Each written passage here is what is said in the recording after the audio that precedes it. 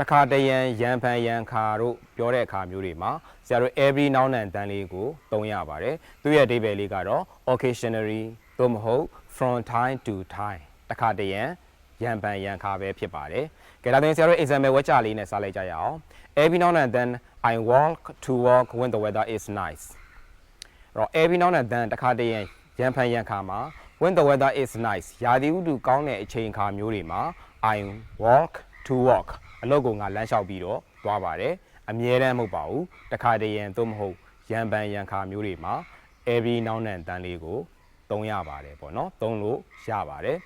အဲ့တော့ one ဆိုတဲ့ adverb clause လေးနဲ့ဒါဆရာတို့ပေါင်းစပ်ထားခြင်းပဲဖြစ်ပါတယ်ကဲဒါဆိုရင်နောက်ထပ် example ဝက်ကြလေးတစ်ကြောင်းက I don't eat a lot of sweet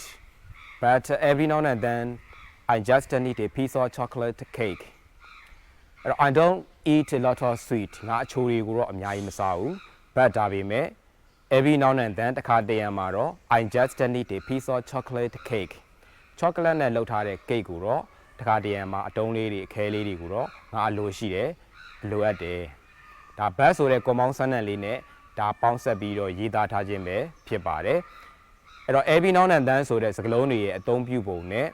one ဆိုတဲ့ English composition ထဲမှာပါတယ် one ဆိုတဲ့ adverb clause တွေ but ဆိုတဲ့ independent clause တွေရဲ့အသုံးပြုပုံလေးတွေကိုရကြလိမ့်မယ်လို့မျှော်လင့်ပါတယ်။တော့ဒီနေ့ဒီသင်ခန်းစာလေးကိုကြိုက်နှစ်သက်တယ်ဆိုရင်ကိုယ့်ရဲ့မိတ်ဆွေတွေတငယ်ချင်းတွေလေ့လာလို့ရအောင်ဆရာတို့ရဲ့ page လေးကို like and share လေးလုပ်ပေးပြီးတော့ဆရာတို့ရဲ့ YouTube channel လေးကိုလည်း subscribe လေးလုပ်ပေးထားခဲ့ကြပါဦး။နောက်ထပ် video တွေမှာပြန်တွေ့ကြမယ်